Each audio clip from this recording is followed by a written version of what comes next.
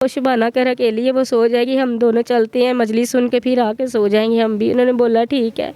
वो दरिंदा इंसान वो वॉशरूम करने के बहाने से आ गया मेरे रूम में। मैं दरवाज़ा नहीं लगा सकती थी, मैं और मेरा बेटा कमरे में सो रहे थे। जैसे उसने दरवाज़ा ज़ोर से बंद किया, मेरी आँख खुल गई। मैंने बोला ये क्या बदतमीज़ी, दरवाज़ा खोलो। कह रहा नहीं दरवाज़ा नहीं खुलना, मेरी गल सुन। मेरे मुंह पे ज़ोर से थप्पड़ मारी। जैसे मैं चिल्लाने लगी, मेरा बेटा उठ के बैठ गया। जब मेरा बेटा रोने लग गया, 2 थप्पड़े इसको मारे। मेरे बेटा मेरी आंखों के सामने सब कुछ तमाशा देखता रहा, जैसे वो जानवरों की तरह मुझे नोचता रहा। मेरे कपड़े सारे उतार दिए उसने, दूर फेंक दी। मैं अपने कपड़े उठाने के भी काबिल नहीं थी। मेरे बिना कपड़े को वीडियो बनाई उसने ज़्यादती की, बहुत गलत जगह से सुना करता। पाकिस्तान से मैं हूं आपका मेज़बान मियां अब्दुल्ला। नाज़रीन, आज आपके साथ जो स्टोरी शेयर करने जा रहे हैं, जिसको सुन के आपके रोंगटे खड़े हो जाएंगे। हमारे साथ मौजूद है 24 साला शबाना, जिसके साथ ज़्यादती की गई। आपको मैं बताता चलूँ कि शबाना पैदाइशी माजूर है। एक ओवरसीज़ पाकिस्तानी ने इनको शादी का लालच देकर इनके साथ ज़्यादती की, और सबसे बड़ी जो ज़्यादती की गई वो पंजाब पुलिस की तरफ से थी। तमाम कहानी क्या है इनसे जानते हैं। अस्सलाम वालेकुम। वालेकुम अस्सलाम। बताइएगा कि इस शख्स से जो ओवरसीज़ पाकिस्तानी था, इससे आपका राब्ता कैसे हुआ?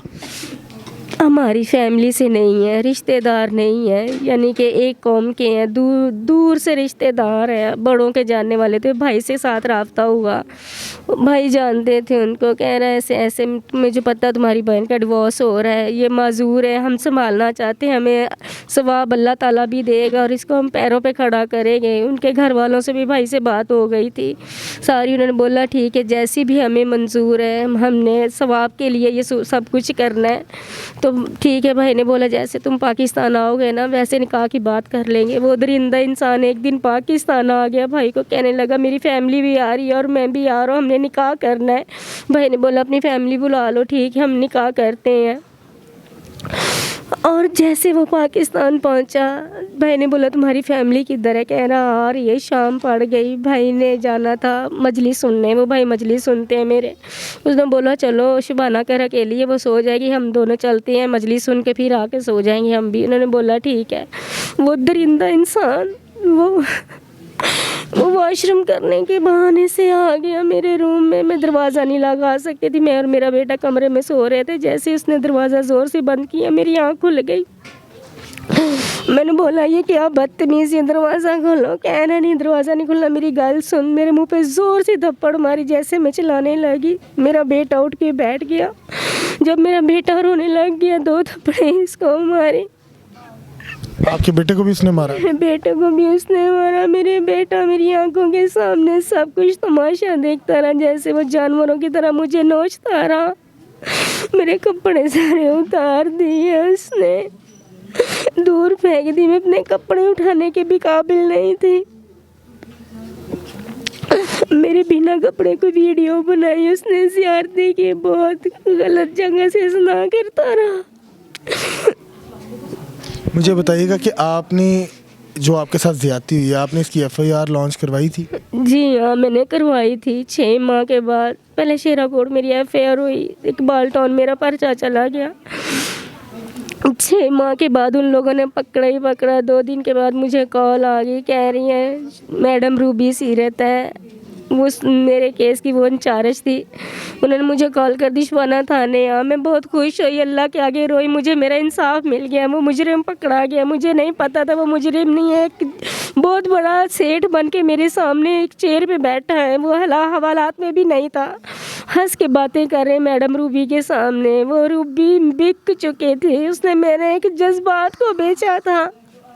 मैंने बोला मैडम मैंने इसको छोड़ना नहीं है, मैंने इसको सज़ा दिलवानी। कह रही कोई ज़रूरत नहीं सज़ा दिलवाने दी, तू चुप करके सुलह कर, 104 दे जज के बयान दे के और तुम दोनों शादी करके अपना घर बसाओ। मैंने बोला मैडम ये मुझे फिर धोखा देगा, मैं इस पर यकीन नहीं कर सकती। कह रही कोई धोखा नहीं देगा, मेरी गारंटी है, तू स्टाम्प करवा। मैंने उसकी बात मान ली। मैंने बोला अगर धोखा देगा, कह रही नहीं मैं जिम्मेदार हूँ, ये पुलिस जिम्मेदार है।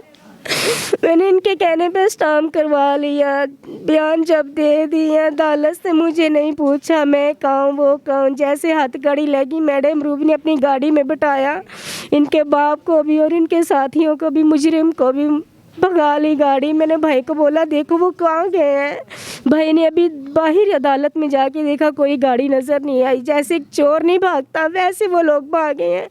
उनका कसूर मैं क्या मानूं, हमारी पुलिस ही, मेरे पुलिस ने मेरा साथ नहीं दिया। वो मैडम रूपी भग चुकी से, कि उस शख्स ने आपके साथ निकाह नहीं किया? निकाह नहीं किया, मुझसे निकाह नहीं किया। जैसे मैंने बयान दिए वैसे वो मैडम रूबी ने उसको भगा दिया है। मेरे साथ कोई निकाह नहीं किया। 2 दफ़ा मेरी ज़िंदगी और मेरी इज्जत दाव पे लग गई है, जलील होके रह गई है सिर्फ, और मैं मुझे इंसाफ नहीं मिला, मुझे इंसाफ नहीं मिला। मैडम रूबी ने मेरे सामने 30,000 उन लोगों से लिए। मैंने बोला ये पैसे क्यों दे रहे हैं आप?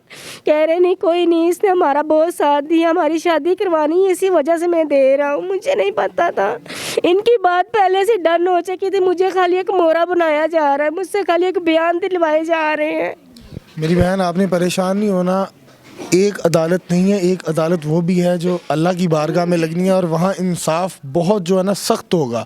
और इंशाल्लाह ताला मैं पूरी उम्मीद हूँ, मुझे अल्लाह पे पूरा यकीन है कि वो आपको वो इंसाफ मिलेगा। नाज़रीन, आपने तमाम गुफ्तगू जानी ख़तून की जिनके साथ ज़्यादती की गई, और इनके साथ सबसे बड़ी ज़्यादती ये की गई कि इनकी इज़्ज़त का सौदा किया गया। अपनी राय से कमेंट सेक्शन में ज़रूर कहा कीजिएगा। अपने मेज़बान को दीजिए इजाज़त। अल्लाह हाफ़िज़।